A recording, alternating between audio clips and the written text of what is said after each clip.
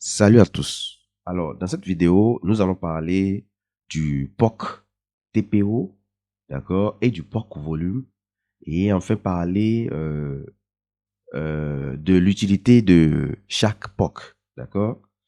Alors, le POC TPO, comme vous l'entendez, ça concerne les TPO, et en réalité, c'est le niveau de prix où vous avez eu le plus grand nombre de trades exécutés. D'accord? Le POC TPO concerne le nombre de trades exécutés à un niveau donné.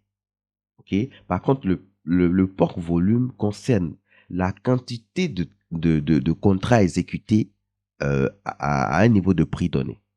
C'est pour ça, par exemple, remarquer avec moi ici, nous avons le POC TPO qui se retrouve à un niveau de prix différent par rapport au POC volume. OK?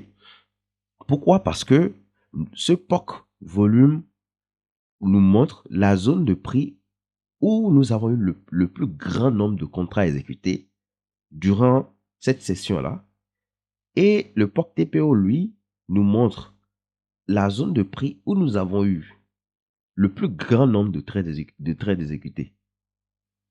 Ça peut être des petites quantités, d'accord, mais quand on comptabilise l'ensemble, on se rend compte que c'est ici, il y a eu le plus de trades sur toute la session. C'est pour ça que le POC TPO ne s'est pas retrouvé au même niveau que le POC volume, parce que le volume, c'est ce qui mesure le degré de succès des enchères, d'accord. Et donc, parfois, vous allez quand même retrouver, par exemple ici, remarquez avec moi, nous avons le POC TPO et le POC volume qui sont alignés. Dans ce cas-là, ça voudrait dire que nous avons eu le plus grand nombre de trades exécutés à ce niveau de prix-là, qui coïncide avec la quantité de contrats le plus élevé sur toute la session également. Donc, c'est pour cela que nous avons le POC volume qui est aligné avec le POC TPO. D'accord? Donc, vous avez ce cas-là. Maintenant, entre les deux, lequel utiliser pour pouvoir analyser le market profile? C'est ce que certaines personnes vont se poser comme question.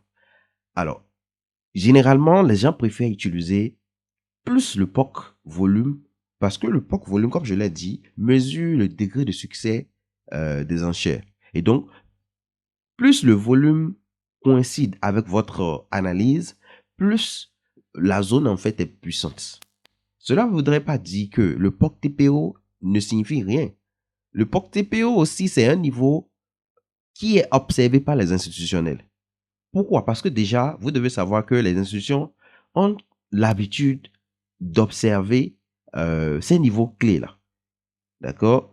Comme le POC volume, le POC TPO, les plus hauts, les plus bas du marché, les value area high, les value area low, eux aussi observent ces niveaux-là. Donc, à tout moment, le trade peut être exécuté à ces niveaux-là.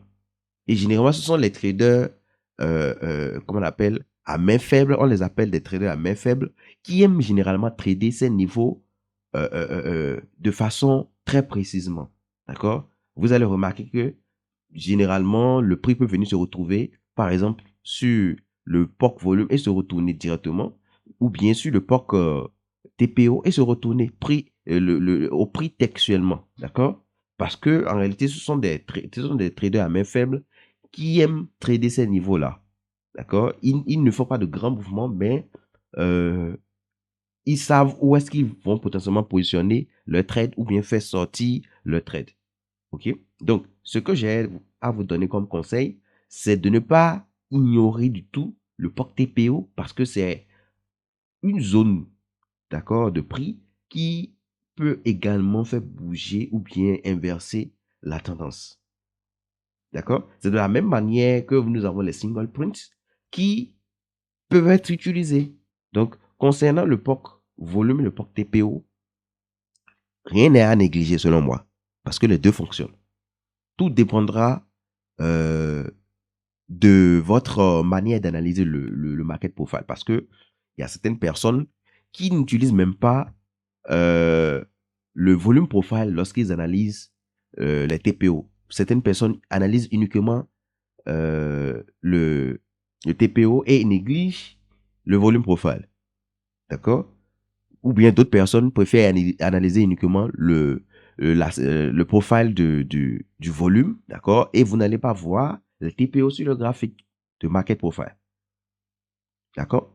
Donc, moi, par exemple, j'utilise les deux parce que je sais que chacun joue un rôle sur le market profile. Donc, le conseil que j'ai à vous donner, c'est de ne pas négliger l'un ni l'autre. C'est d'essayer de trouver le juste milieu en fonction de votre stratégie et voir ce qui marche le mieux pour vous. Donc, c'est ce que j'ai voulu partager avec vous dans cette vidéo.